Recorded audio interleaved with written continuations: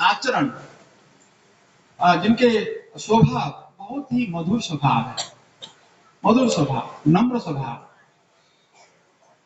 और स्वभाव से व्यक्ति का परिचय होता है। बुद्ध ने कहते हैं, बुद्ध ने एक बात कही है कि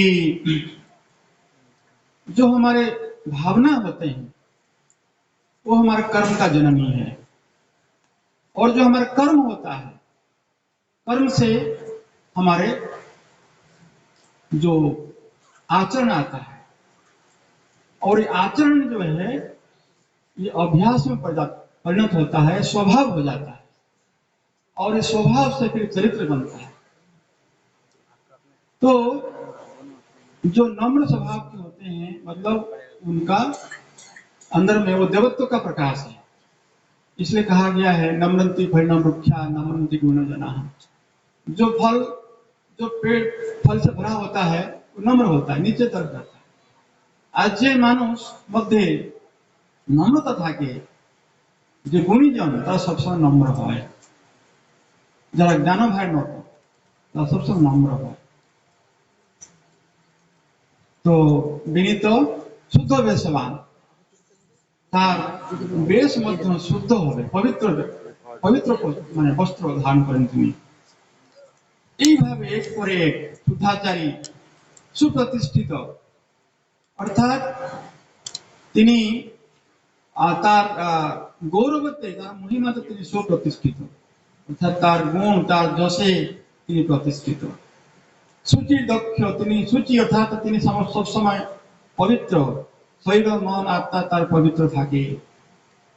দক্ষ, তিনি সাধনাতে সমস্ত অ্যাপ্লাইড অ্যাসপেক্ট, অর্থাৎ তার প্রয়োগাত্মক দিক এবং তার যে জ্ঞানাত্মক দিক, দুটো দিকে তিনি দক্ষ থাকেন। এইভাবে দাদা এক করে এক যে 14টা লক্ষण बोला হয়েছে तंत्रे गुरु सब व्याख्या करने लगे। आश्रमी, जो गुरु होंगे वो आश्रमी होंगे, अर्थात गृहस्थाश्रम में रहेंगे, अर्थात गृहस्थ धर्म पालन करेंगे। क्योंकि गृहस्थ आश्रम जो है एक तपोवन होता है जहां पर संयम और सेवा और त्याग और साधना ये सबकी पालन होता है। इसलिए जो तंत्र गुरु होते हैं वो आश्रम में होते हैं, और ध्यान निष्ठ वो ध्यान निष्ठ होते हैं, अर्थात ध्यान में वो प्रवीण होते हैं, दृढ़ होते हैं। तंत्र मंत्र विशारद, विशारद मतलब এখানে হচ্ছে কি যে তার যে দার্শনিক পক্ষ এবং তার ব্যবহারিক পক্ষ দুটো উপরে যার দক্ষতা আছে তিনি। और लास्ट में बोला जाता है कि निग्रह अनुग्रह शक्ति। तंत्र गुरु का यह सबसे बड़ा एक लक्षण है। निग्रह मतलब होता है वो शासन भी कर सकते हैं, और अनुग्रह मतलब होता है वो कृपा भी कर सकते हैं, वह करते हैं, वो कृपा करते हैं, वो शिष्य को अपने सारे जो विपद से उनको रास्ता दिखाते हैं, उनके साथ में रहते हैं, और साथ साथ में उनको अगर कभी उनका गलती होती है उनको शासन भी कर सकते हैं। तो बाबा बोलते हैं शासन वही कर सकते हैं जो प्यार करते हैं, और प्यार का मात्रा अधिक होना चाहिए शासन से। तो शासन वही कर पाएंगे जो प्यार करते हैं। तो गुरु को माता पिता दोनों का रूप करोल करना पड़ता है, माँ का प्यार और पिता का शासन। कहा गया है तंत्र गुरु कैसे होते हैं लाइक कुम्हार जैसे। वो क्या करते हैं ना, एक हाथ में हमको अंदर से पकड़े हुए हैं और दूसरे हाथ में वो हमको ठोकते हैं। और एक जगह पर कहा गया है गुरु के बारे में कि गुरु कैसे होते हैं, ना होते हैं कैसे, जैसा किसान होते हैं, वो किसान क्या करते हैं ना, जब गेहूं पक जाता है तो उसको हार्वेस्ट करते हैं। हार्वेस्ट करके पहले उसको क्या करते हैं ना, उसको अलग करते हैं किससे, जो मरा हुआ है, जो उससे अलग कर देते हैं, करके उसको जो प्योर गेहूं है उसको अलग करते हैं। उसके बाद वो धूप में सुखाते हैं ताकि वो क्या होगा ना, हल्का हो जाएगा। बाद में उसको पिसाई करते हैं ताकि वो नरम हो जाएगा, पाउडर हो जाएगा। उसके बाद में उसे पानी दे करके माखते हैं। माखने से क्या होता है, वो और नरम होती है। उसके बाद में उसको गोल बनाते हैं रोटी करने के लिए, गोला बनाते हैं। तो गुरु भी हम लोगों को जैसा जैसे किसान मान ये सारा प्रोसेस करता है, गुरु भी हम लोगों के साथ में ऐसा सब कुछ करते हैं। और लास्ट में गोला बनाने के बाद में क्या करते हैं आप, उसको बेलते हैं। क्यों, ताकि हम गोला करने से हमारा रूप आया, और बेलने से क्या होता है कि हम बड़ा होते हैं, हमारा आकार बड़ा होता है, हमारा मन बड़ा होता है, हमारा सारा दुख दूर हो जाता है। और लास्ट में क्या होता है, रोटी को खाने से पहले क्या करते हैं, बेलने के बाद में क्या करते हैं, आग में उसको सेकना पड़ता है। यही है निग्रह, आग में सेकना। क्योंकि अगर आग में नहीं सेकेंगे उसको खाया नहीं जाएगा। तो जैसे रोटी को आग में लास्ट में आग में सेकना पड़ता है, सेकने के बाद में वो खाने योग्य होता है, तो गुरु भी हम लोगों को उसी तरह का लास्ट में हम लोगों को सेकते हैं। मतलब तरह तरह का घटनाक्रमों से हम लोगों को वो परीक्षा देते हैं, हम लोगों को तैयार करते हैं, ठोक ठोक कर तैयार करते हैं। जैसे सोना को जितने आग में देते हैं तो उसका औजल और बढ़ता है, तो ठीक सेरकम गुरु की करें ना আমাদেরকে বিভিন্ন প্রস্তুতির মাধ্যমে তিনি কি করেন না আমাদেরকে তৈরি করেন, আমরা যেন খাঁটি মানুষ হতে পারি, তারপরে আসতে পারি।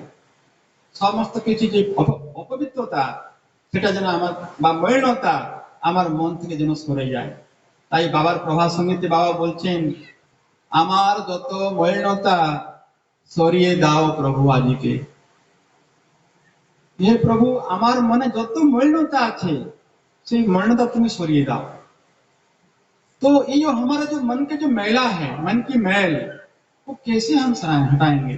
तो गुरु हमको क्या करते हैं ना, जन्म जन्मों का जो मैला है, जो मैल बैठा हुआ है, संस्कार बैठा हुआ है, उसको वो अलग अलग घटने के माध्यम से, परिस्थिति के माध्यम से वो हम लोगों को सारा उस मैल को दूर कर देते हैं, ताकि हम स्वच्छ हो जाएं, हम शुभ्र हो जाएं और उनके साथ में मिल जाएं। उनका तो एक ही लक्ष्य है।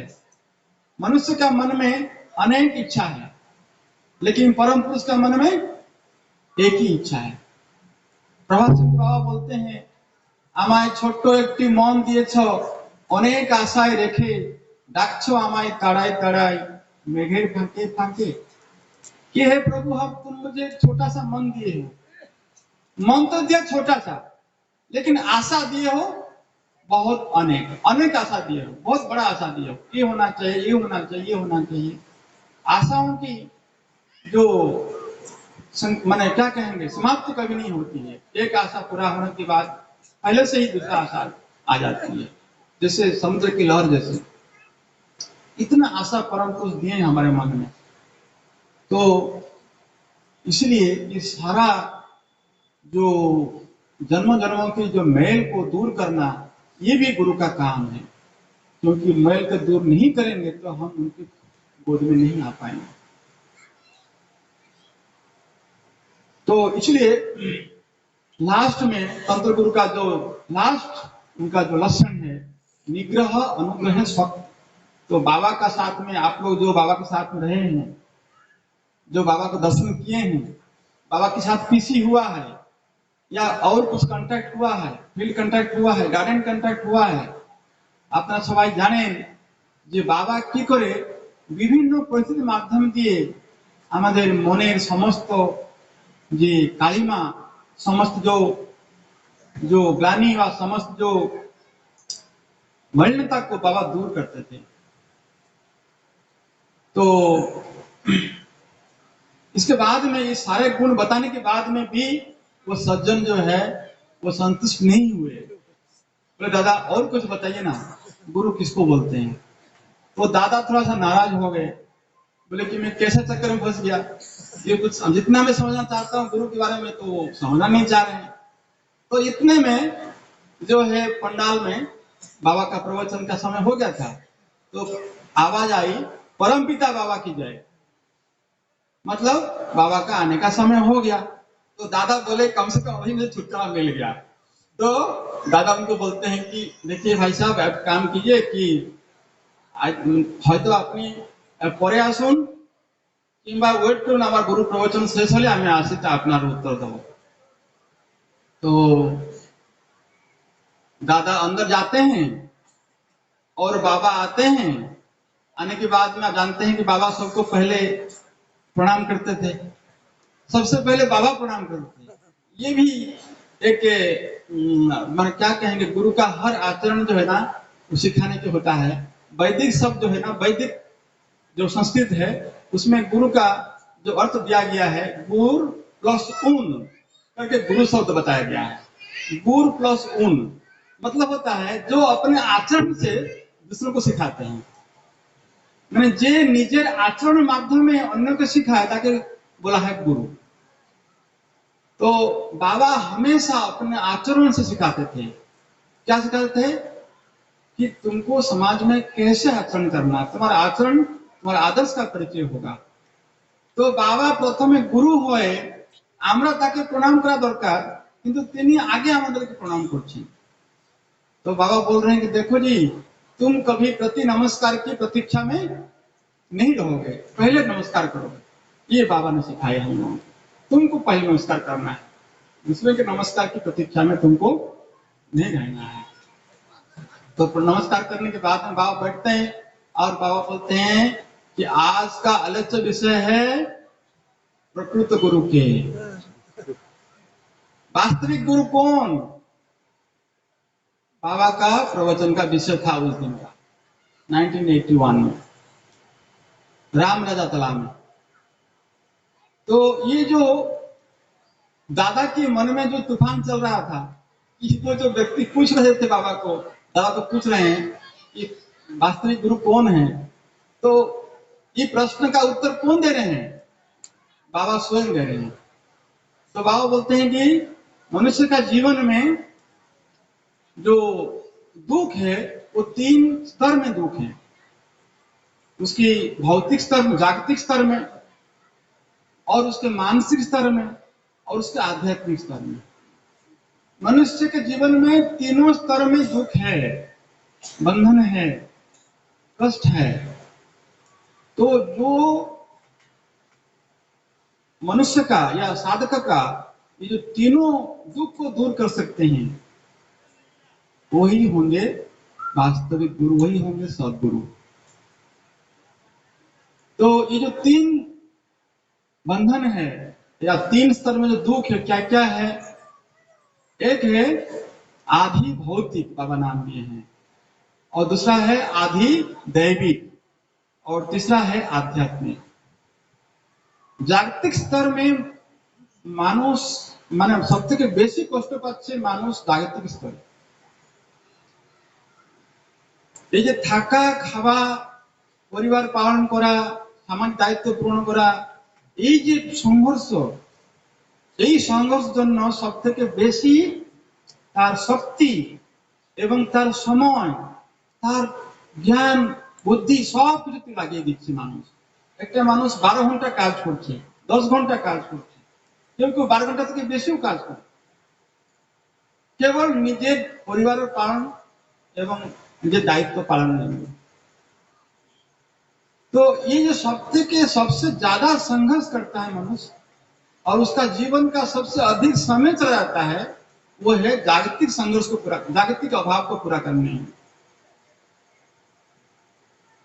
और दूसरा है जिनका जागतिक अभाव नहीं है, वो सामाजिक और जो मानसिक स्तर में जो जो अविचार हैं, कुसंस्कार हैं, अंधविश्वास हैं, भाव चढ़ताएं हैं, सामाजिक कुरीतियां हैं, उनके विरुद्ध में संघर्ष करते हैं और वो उसमें क्या हो रहे हैं ना, उसमें दग्ध हो रहे हैं। बाबा ने अपना एक सुंदर पुस्तक लिखे हैं, बुद्धि की मुक्ति नव्य मानवता। उस पुस्तक में बाबा बोलते हैं, बाबा जो जो डेडिकेशन है उस पर किए हैं।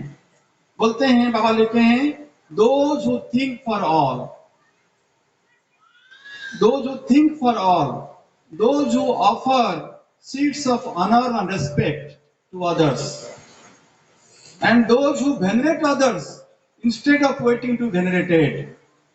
To them I offer this book with humble esteem and deepest respect.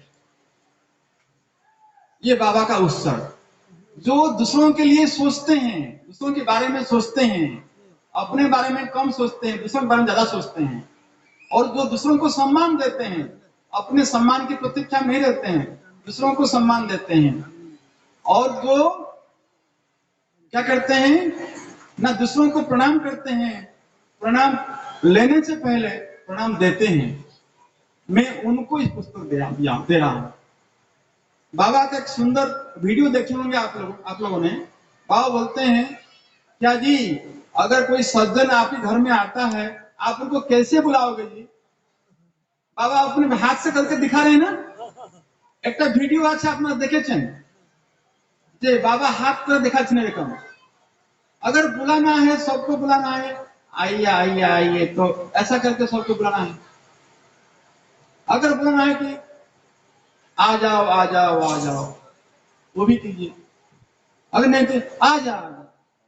तो बाबा 3 तरह का एक एक्शन करके दिखा दिए हैं तो वीडियो में। तो बाबा बोलते हैं, क्या जी हम हमारा एक्सप्रेशन 3 तरह का होगा कि 1 तरह का होगा? আমরা 3 প্রকার ব্যবহার করব কি 1 প্রকার ব্যবহার করব? 1 প্রকার। আমাদের ব্যবহার হবে 1 प्रकार। सम्मान देना है तो सबको ऐसे सम्मान देना है, अगर ऐसे नहीं देना है तो ऐसे देना है। तो बाबा तो हम लोगों को जो 40 पॉइंट दिए हैं, चरक का द्वितीय खंड में लिखा हुआ है, सामाजिक शिष्टाचार कैसे देना है, कैसे लेना है।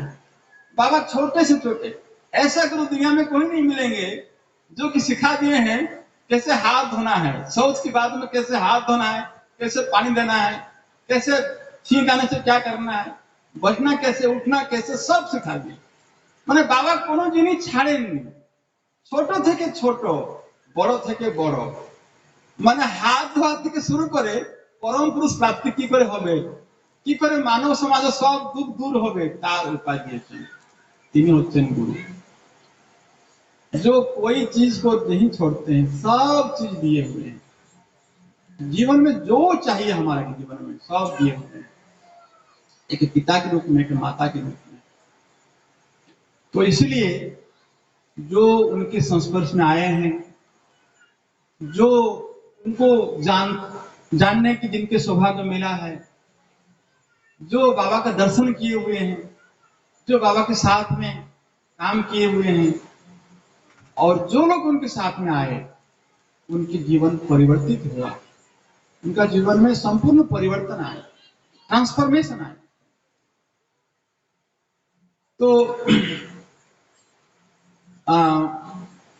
तो ये जो बाबा का जो प्रवचन था कि जो मनुष्य का 3 दुख को दूर कर पाएंगे वही होंगे सदगुरु। तो बाबा ने मनुष्य का जो भौतिक दुख कैसे दूर होगा, ये पहला गुरु है धरती पर।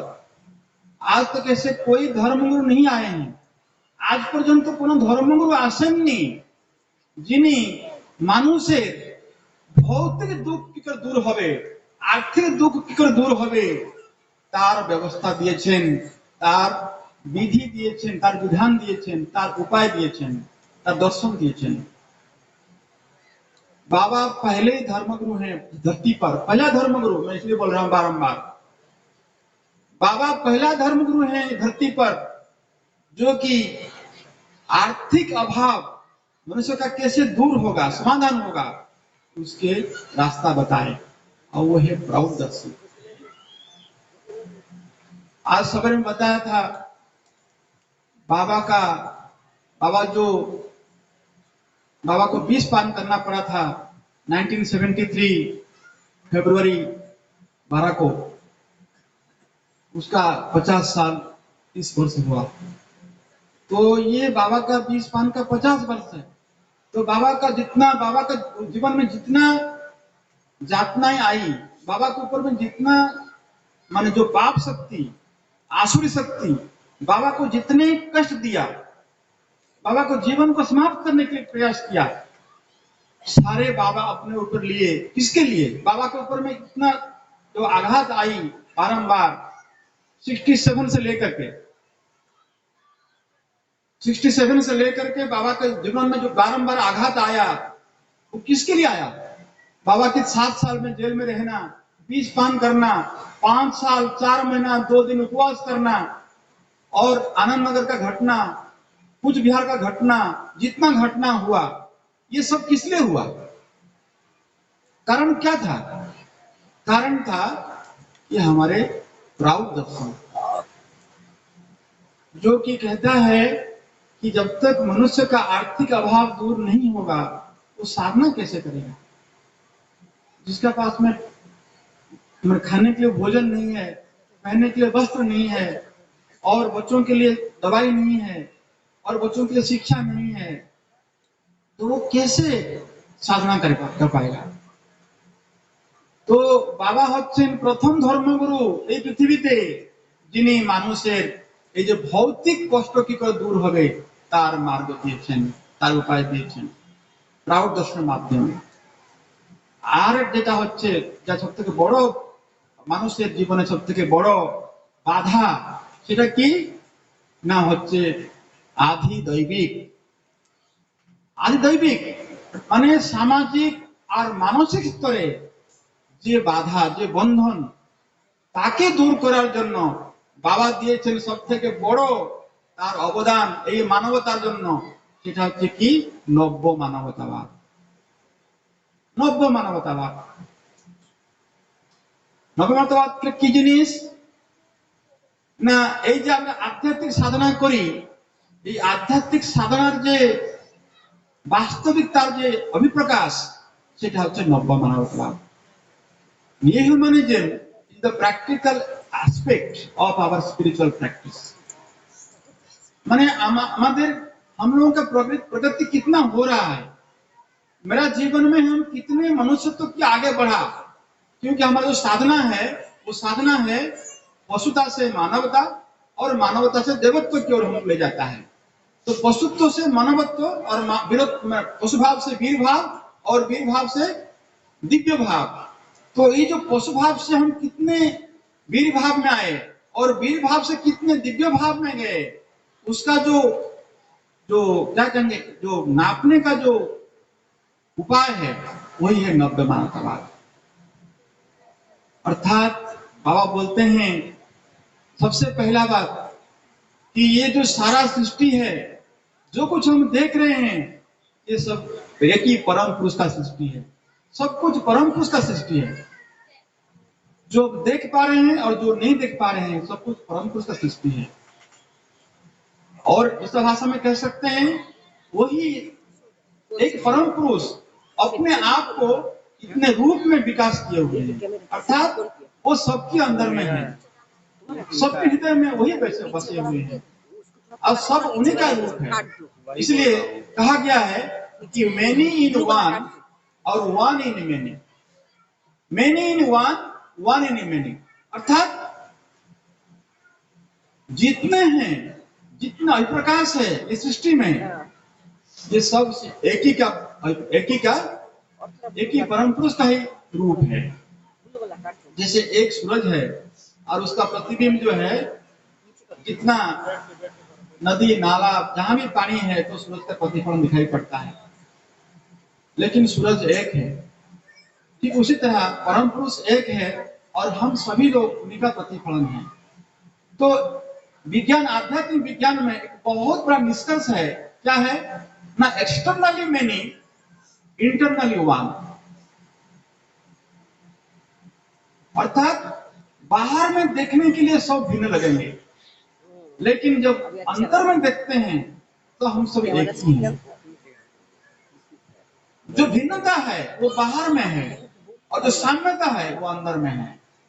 अब आप उदाहरण देते हैं कि जैसे आप जाते हैं कोई आपका सोने का कोई अलंकार खरीदने के लिए, जेवर खरीदने के लिए दुकान में जाते हैं, दुकान में, सोने का दुकान में हजारों आइटम्स हैं।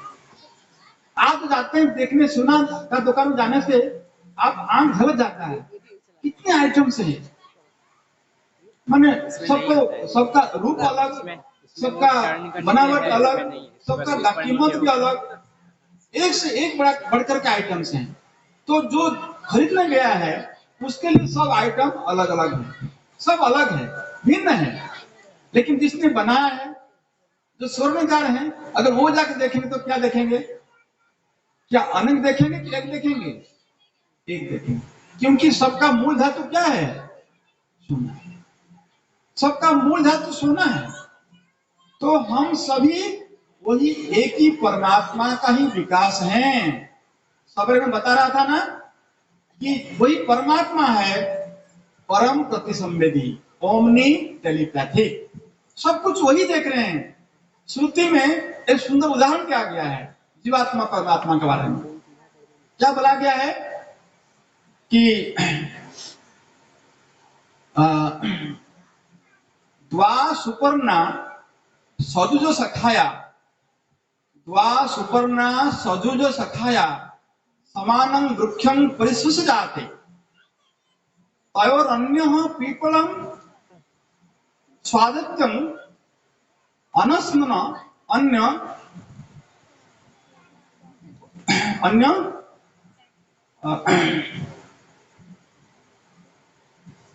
अर्थात उसका भाव यह हुआ कि एक ही वृक्ष में, एक वृक्ष में, एक ही शाखा में दो पक्षी बैठे हुए हैं। एक पक्षी वो फल खा रहा है और दूसरा पक्षी जो है वो उसको देख रहा है। तो ये जो पहला पक्षी जो खा रहा है वो है जीवात्मा, और जो देख रहा है वो है परमात्मा।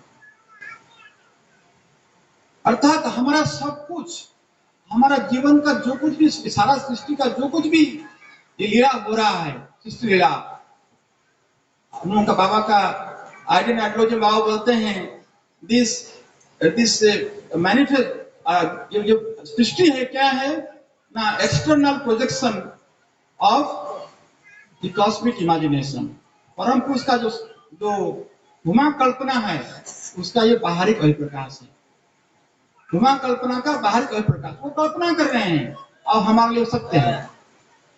इसलिए तो ये जो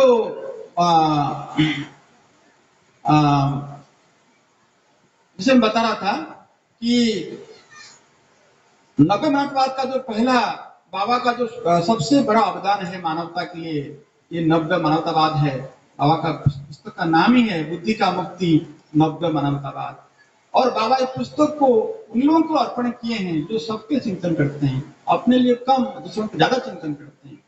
तो इस संबंध में थोड़ा सा मैं बताना चाहूंगा हमारे जो मार्गी दादा लोगों, दीदी लोगों को, कि ये खाली बाबा ने एक दर्शन नहीं दिए हैं, एक दर्शन का एक फ्रेमवर्क बाबा दिए हैं। बाबा क्या बोलते हैं कि ये सारा सृष्टि जो है ये परम पुरुष का सृष्टि है, उन्हीं का ही चिंतन है और वो सब में विराजमान है।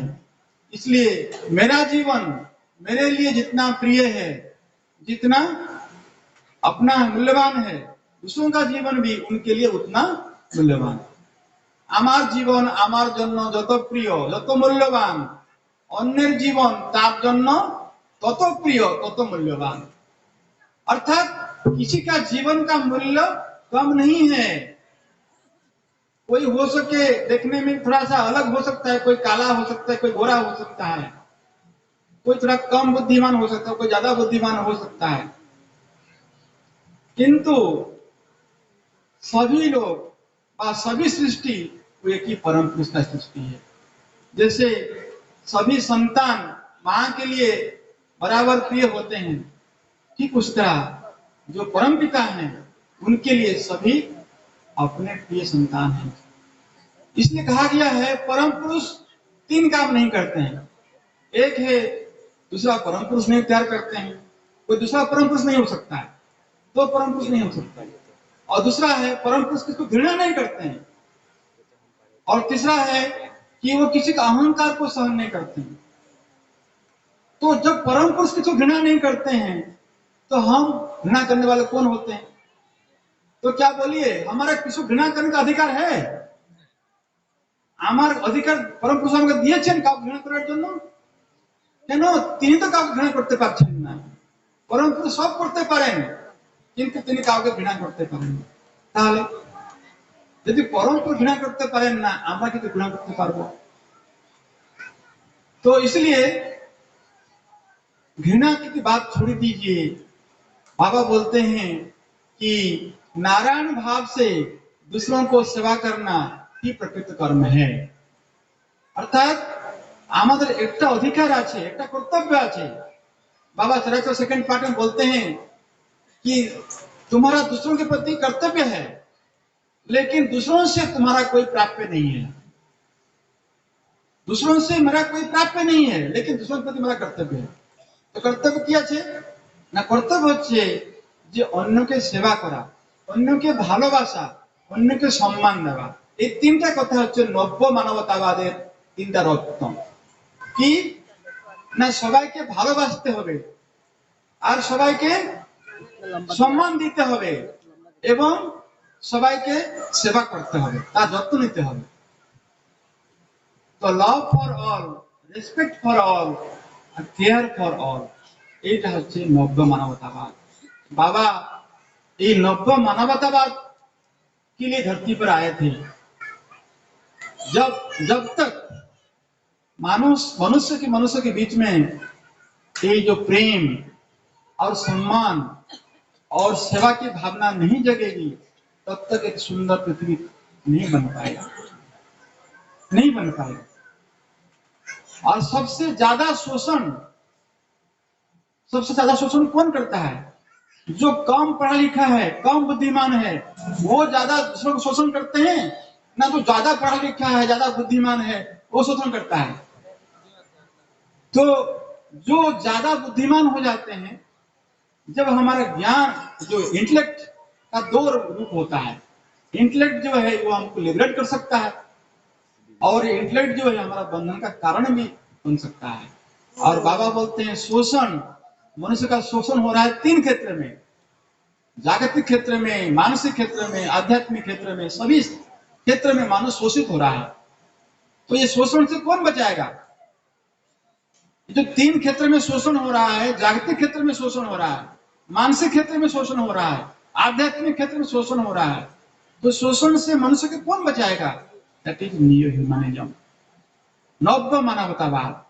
जब तक मेरे मन में ये भावना नहीं आती है कि आप भी हम लोग सब एक विश्व परिवार की सदस्य हैं।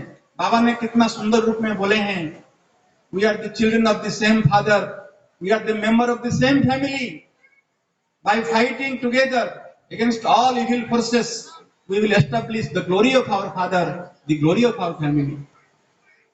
हम सभी एक ही परम पिता की संतान है, और हम सभी एक ही बृहद परिवार के सदस्य हैं, और हम लोग एक साथ मिलजुल कर जो अशुभ शक्ति है, जो पाप शक्ति है, उसको विरुद्ध में संग्राम करेंगे, और हमारा पिता का, परम पिता का गौरव और हमारा विश्व परिवार का गौरव को रक्षा करेंगे।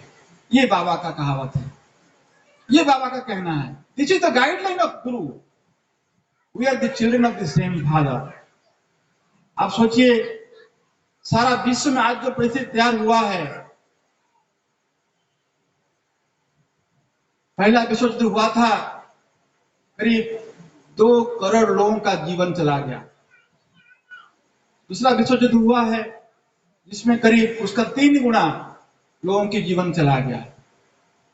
और अभी एक ऐसी परिस्थिति आ रही है जो कि विश्व के जितने भी चिंता नायक हैं, जो मानवता के बारे में सोचते हैं, वो चिंतित हैं कहीं तृतीय विश्व युद्ध शुरू नहीं हो जाए।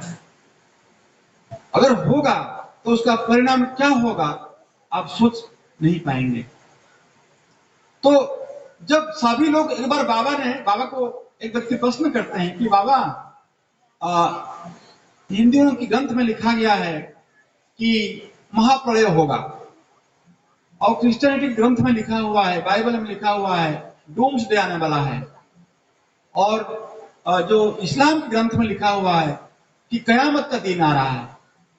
तो हिंदू कहता है कि महाप्रलय होगा, और जो क्रिश्चियन लोग हैं वो कहते हैं कि डूम्सडे आ रहा है, और जो इस्लाम को मानते हैं वो बोलते हैं कि कयामत होगा। तो बाबा क्या होगा मानवता का भविष्य? बाबा बोलते हैं तुम लोग कोई चिंता नहीं करो, क्योंकि जिसका अभी तक सृष्टि नहीं हुआ है उसका विनाश का प्रश्न कहां आता है। बाबा बोलते हैं आज तक मानव समाज का सृष्टि हुआ ही नहीं है, तो विनाश कहां होगा। तो बाबा बोलते हैं सृष्टि का विनाश मतलब परम पुरुष का जो संकल्प है उसका विनाश है, वो कभी नहीं हो पाएगा, कभी नहीं होगा। बाबा बोलते हैं कि मानवता का भविष्य क्या होगा ना, गोल्डन होगा, मैंने एक सुवर्ण दिन आ रहा है मनुष्य के जीवन में, भविष्य समाज में ना, मनुष्य हिस्ट्री में, मानवता की हिस्ट्री में एक सुनहरे दिन आ रहा है। सोनाली भोर जीवने मोर, वही आ रहा है, फिर वापस लौट के आएगा। तो ये जो golden era of human civilization आएगा उसका वार्तावह कौन होगा? दैट इज न्यू ह्यूमनिज्म, नव्य मानवतावाद।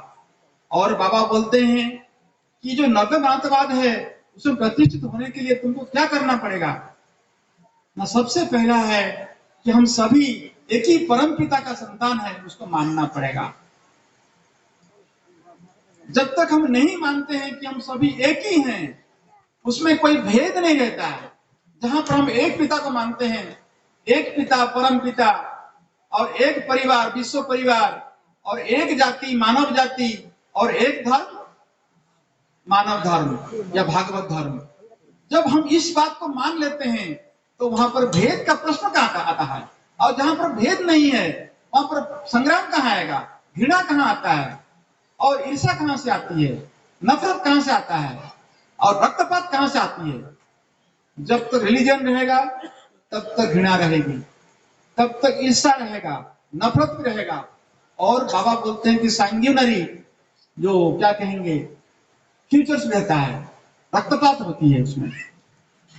इसलिए जो मानव सभ्यता का स्वर्णिम दिन आने के लिए जिसलिए बाबा धरती पर आए थे, उसलिए नव्य मानवता का आने का बहुत आवश्यक है।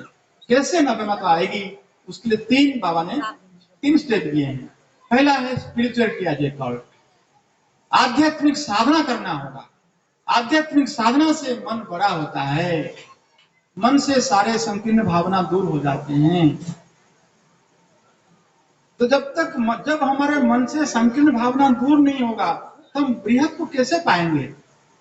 तो बृहत को पाने के लिए बृहत का चिंतन करना पड़ेगा, क्योंकि मन का धर्म है, जिसके बारे में मन सोचता है वैसे बनता है। As you think so you become, जादृशी भावना दस्य चित्र भवति तादृशी। मैं जिसके बारे में सोचूंगा उनका गुण मेरे मन में आ जाएगी। तो नव्य मानवता का पहला बात है कि ईश्वर की चिंतन साधना अनुशीलन करना पड़ेगा। स्पिरिचुअल कहते हैं कल्ट, साधना के अनुशीलन करना पड़ेगा। जब हम साधना का अनुशीलन करते हैं, साधना का अनुशीलन क्या है? यह है स्वरूप चिंतन। साधना है स्वरूप चिंतन, अर्थात मेरा जो अपना स्वरूप है, मैं कौन हूं? मैं शरीर नहीं हूं, मैं ये इंद्र नहीं हूं, मैं मन भी नहीं हूं, मैं चित्त भी नहीं हूं, मैं बुद्धि भी नहीं हूं, मैं क्या हूं? चिदानंद रूपम शिवोहम शिवोहम, चिदानंद रूपम शिवोहम शिवोहम, अर्थात मैं चिदानंद स्वरूप हूं। चिदानंद चित और आनंद, चित मतलब चैतन्य सत्ता, और आनंद स्वरूप, आनंद स्वरूप चैतन्य सत्ता।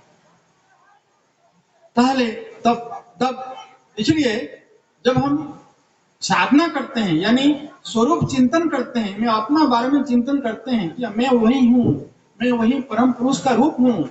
जब हम बार बार मैं वही हूँ भाव लेते हैं, अहम ब्रह्मास्मि का भाव लेते हैं, तब क्या होता है, ब्रह्म चिंतन करते करते हम वही ब्रह्म में एक हो जाते हैं। इसलिए कहा गया है ब्रह्मविद ब्रह्मैव भवति। जो ब्रह्मविद है वो ब्रह्म हो जाता है। तो जो ब्रह्म के चिंतन करने से ब्रह्म में हम एक दिन मिल जाते हैं। बाबा कहते हैं कि स्वरूप चिंतन करते करते तुम एक दिन स्वरूप स्थिति लाभ करोगे।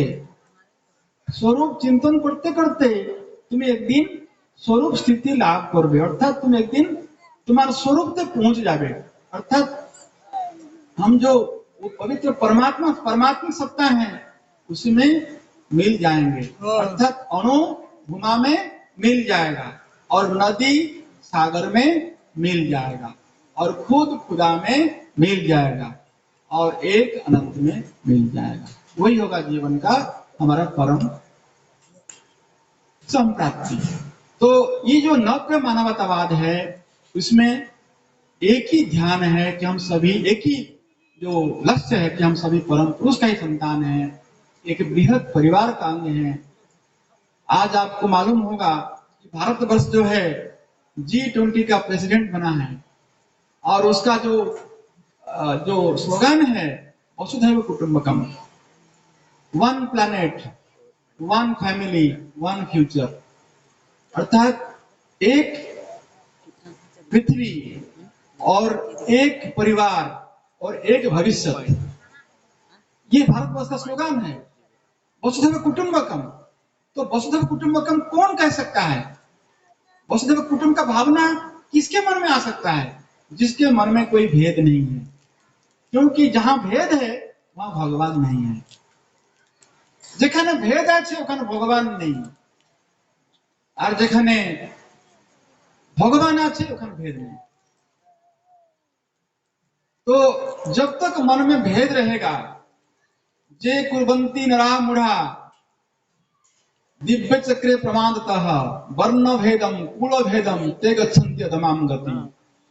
अर्थात जिसके मन में कुल भेद, वर्ण भेद ये सब रहता है उनका अधम गति होता है, ये तंत्र का कहावत है। तो जब तक मेरा मन में जो छोटे छोटे सब जाल मकोड़ा का जाल पड़ा हुआ है, जब तक रहेगा, संकीर्णता रहेगी, हम बृहद के साथ में कैसे मिलेंगे? दो चीज माने रवि रजनी दोनों साथ नहीं रहते हैं। इसलिए जो जहां पर पूर्णता आएगी, जहां पर परम पुरुष का भाव है, भावना है, वहां पर संकीर्ण भावना नहीं रह सकती है। तो जब तक मेरा मन में संकीर्ण भावना रहेगा तब तक हम नव्य मानवतावाद में प्रतिष्ठित हो नहीं पाएंगे। और बाबा का जो साधना है, आनंद मूर्ति जी साधना হচ্ছে নব্য মানবতাবাদের প্রতিষ্ঠার জন্য। তাই প্রথম স্টেজটা হচ্ছে স্পিরিচুয়ালিটি অ্যাজ এ কাল্ট অনুশীলন করা, সাধনা অনুশীলন করা। আর দ্বিতীয় স্টেজটা হচ্ছে স্পিরিচুয়ালিটি অ্যাজ এ সেন্স। অর্থাৎ এই সাধনা করতে করতে একদিন আমি অনুভব করব সবকিছু তারই রূপ, তারই বিকাশ। ছোট শিশু তারই বিকাশ। বাবা বলছেন যখন মা শিশুকে সেবা করছে, তাকে তাকে মানে তার যত্ন নিচ্ছে, যদি মা যদি ভাবে কি ও আমি শিশুকে সেবা করছি না, সেই परम पुरुष रूपी शिशु की हमें सेवा करছি। अर्थात माँ अगर सोचेगी कि मैं अपने बच्चे को सेवा नहीं कर रहा हूँ, जो परम पुरुष आए हैं इस बच्चे के रूप में, मैं वही परम पुरुष सेवा कर रहा हूँ, तब क्या होगा ना, कोई जो माँ है वो दिव्य माता बन जाएंगी और उनके अंदर में पुत्र के प्रति जो मोह है वो मोह बड़ा हो जाएगा। बाबा बोलते हैं कि देखो जो सामान्य लोग हैं, जो ज्ञानी लोग हैं, वो सर्प को घृणा करेंगे, काम क्रोध लोभ मोह मद मास्टर को घृणा करेंगे, लेकिन जो साधक हैं, भक्त हैं, वो उसका आदर करेंगे। क्यों? अगर कामना आना है तो मेरा बृहद कामना हो। जैसे मदालसा अपने बेटे के लिए 2 आशीर्वाद दी थी, दो उपदेश दी थी, मालूम है आप लोगों को। पहला है you should have no desire, तुम्हारा पास में, तुम्हारा अंदर में तुम्हारे पास कोई कामना नहीं होना चाहिए। अगर कामना करना ही है, एक ही कामना करना है, वो क्या है ना, मोक्ष की कामना करना। कामना हो लेकिन मोक्ष का कामना हो, पुत्र हो लेकिन परम पुरुष का रूप हो। तो इसलिए जहां पर कामना है तो कामना को बृहद कामना में परिवर्तन कर दीजिए, अर्थात मोक्ष का कामना कर दीजिए। तो वो कामना आपके लिए बंधन नहीं होगा, वो आपके लिए मोक्ष का मार्ग हो जाएगा। ठीक उस तरह क्रोध, क्रोध आता है तो क्रोध को हम घृणा नहीं करेंगे। क्रोध क्या है ना, मेरे अंदर जो दुर्गुण है उसके प्रति हम क्रोध करेंगे। और क्रोध किससे करेंगे ना, जो समाज में जो अन्याय कर रहा है उसके प्रति क्रोध करेंगे, सत्य क्रोध करेंगे। इसलिए क्रोध भी कोई गलत नहीं है अगर हम उसका सही रूप में उसको प्रयोग करेंगे। लोभ, अगर लोभ तो खराब वृत्ति में आता है, ये शरीर में आता है, लेकिन वो लोभ अगर साधना के प्रति हो, लोभ अगर सत्कर्म के प्रति हो, लोभ अगर परम पुरुष के प्रति हो जाए तो वो हमारा मोक्ष का कारण बन जाएगा। इसलिए ये जो शरीर है, काम क्रोध लोभ मोह, बाबा बोलते हैं कि ये सामान्य लोगों के लिए ये बंधन है, लेकिन जो साधक है वो उसको मोक्ष के मार्ग में ले जाएगा। इसलिए मैं सवेरे बता रहा था, बाबा ने योग का जो व्याख्या दिए हैं, योग चित्तवृत्ति निरोध को बाबा स्वीकार नहीं किए। क्यों? निरोध नहीं कर सकते हम, ये वृत्तियों को निरोध नहीं कर सकते हैं। ये जब तक मन रहेगा वृत्ति रहेगा, जब तक मन है तब तक वृत्ति रहेगी। तो उपाय क्या है ना, उपाय है उसको बृहद भाव में मिला देना, उसको चैनलाइज करना है, उसको बड़े की ओर ले जाना है। जो नदी में पानी आ रहा है, हम बांध देंगे तो उसको तो तोड़ सकता है ना, तो उसको क्या करेंगे ना, पानी को चैनलाइज कर देंगे दूसरा रूप में, उसमें इलेक्ट्रिक जनरेट करेंगे, उसमें हम इरिगेशन करेंगे, ये सब करेंगे। तो जो काम क्रोध लोभ मोह वो आपको माने बंधन की ओर ले जाता था, आपको जड़ता की ओर लेता था, पशुत्व की ओर ले रहा था, वो आपके लिए मोक्ष का कारण बन जाएगा। तो सामान्य व्यक्ति के लिए शरीर को बंधन है, और साधक के लिए ये शरीर को मुख्य का मार्ग प्रशस्त कर सकता है अगर हम उसका रास्ता समझ लेंगे। इसलिए बाबा का कहना है नव्य मानवतावाद हमारा जीवन में बहुत जरूरी है। यही नव्य मानवतावाद क्या करेगा ना, साधना करते करते हमारा मन को बड़ा बनाएगा। साधना का पहला काम है विस्तार, मन को बड़ा करना। और ये बड़ा करते करते क्या होगा ना, ये सारा विश्व मेरा परिवार, ये वसुधैव कुटुंबकम भावना मेरे मन में आएगा। इसलिए बाबा ने हम लोगों को 4 यज्ञ दिए हैं। ये वसुधैव कुटुंबकम का भावना कैसे आएगी, इसलिए बाबा ने 4 यज्ञ दिए हम लोगों को, और 4 तरह का सेवा दिए हैं। 4 यज्ञ और 4 सेवा करके हमारा मन को हम बड़ा करना है। और लास्ट में जो साधना का जो अंतिम पक्ष में अभिमानता का जो थर्ड जो स्टेप है वो क्या है ना, spirituality as a mission. Spirituality as a mission के रूप में क्या करना है, वो क्या चीज है स्पिरिचुअलिटी एज ए मिशन? मतलब हुआ आध्यात्मिक साधना मेरे लिए जीवन का सर्वस्व हो जाएगा। जैसे मैं श्वास के बिना जी नहीं सकता हूं, तो परम पुरुष की चिंतन के बिना मैं जी नहीं सकता हूं, उनकी सेवा के बिना मैं जी नहीं सकता हूं, और दूसरों के लिए दूसरों की हित के चिंतन के बिना मैं जी नहीं सकता हूं। इसलिए हम जो साधना सीखते हैं, हम लोगों को शपथ देना पड़ता है, और शपथ में हम दूसरों की अहित नहीं करेंगे, सब हमेशा सबको सेवा करेंगे का शपथ लेते हैं। यहीं से हमारा आध्यात्मिक जीवन का शुरुआत होती है। तो साधना का शुरुआत होती है संकल्प से और समाप्ति होती है समर्पण से। संकल्प से शुरू और समर्पण में समाप्त। तो जब हम परम पुरुष के लिए हमारे मन में समर्पण आ जाता है, वहीं पर हमारा जीवन का कल्याण का मार्ग शुरू हो जाती है। इसलिए नव्य मानवतावाद हमको उसी स्तर में ले जाता है, स्पिरिचुअलिटी एज ए मिशन, अर्थात मेरा जीवन किस लिए है ना, दूसरों की कल्याण के लिए। लास्ट में बाबा बोलते हैं हम धरती पर आए हैं परम पुरुष की बृहद काम करने के लिए। धराय आसियाची काज करे जेते तब आदेश प्रति पालन करते, तुम्हार इच्छा के रूपेण दीते दाओ मरे बड़ा भय प्रतिपलके।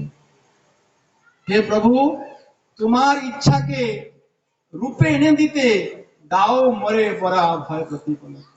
তুমি আমাকে বরাভয় দিয়ে চলো, দিয়ে যাও। তো পরম পুরুষ তো তার বরাভয় সবসময় আমাদের দিয়ে চলেছেন, তাই আমাদেরকে বাবা দিয়েছেন গুরু সকাশ। সকালবেলা ঘুম থেকে উঠে আমরা প্রথমে কি করি? গুরু সকাশ করি। এই যে गुरु चक्रे गुरु ध्यान करी सकालবেলা घूम থেকে उठे, এটা হচ্ছে गुरु सकाश। तो यही तो बाबा का आशीर्वाद है। तो बाबा का बराबर है हमेशा हम लोग के साथ में है। तो उन्हीं के बराबर है कि सहारे से हम उनके सृष्टि का सेवा करेंगे, उनके इच्छा को पूरा करेंगे। साधक का जीवन है गुरु का इच्छा को पूरा करने के लिए। साधक का जीवन है गुरु का इच्छा को पूरा करने के लिए। बाकी लोगों का जीवन है जीवन जीने के लिए, लेकिन हमारा जीवन है गुरु का इच्छा को पूरा करना। और जो गुरु का इच्छा को पूरा करते हैं उनको कहते हैं दग्ध बीज। वो दग्ध बीज हो जाते हैं। যারা গুরুর ইচ্ছা পুরো করবে তারা দগ্ধ বীজ হয়ে যাবে, সমস্ত বন্ধন থেকে মুক্ত হয়ে যাবে আর পরম পুরুষে চির শান্তি লাভ, তারপরে চির শান্তি পাবে। এটা বাবার সংকল্প। तो लास्ट में नव्य मानवतावाद का अंतिम चरण है स्पिरिचुअलिटी एज ए मिशन। अर्थात जैसे हम श्वास के बिना जी नहीं सकते हैं, ठीक वैसे मैं इस जगत की सेवा के बिना जी नहीं सकता हूं।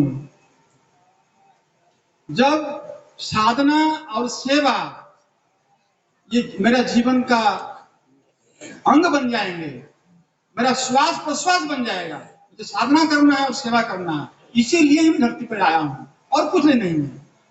बाकी तो कितने जन्म आया कितने जन्म चला गया भोग करने के लिए। ये जीवन हमारा भोग के नहीं है, ये जीवन है गुरु की इच्छा को पूरा करने के लिए और दिव्य जीवन को लाभ करने के लिए। इसलिए दिव्य जीवन के लिए हमको ये नव्य मानवतावाद हमको सहारा होगा। और उसका अंतिम चरण है स्पिरिचुअलिटी एज ए मिशन। मतलब हुआ माय लाइफ रिप्रेजेंट्स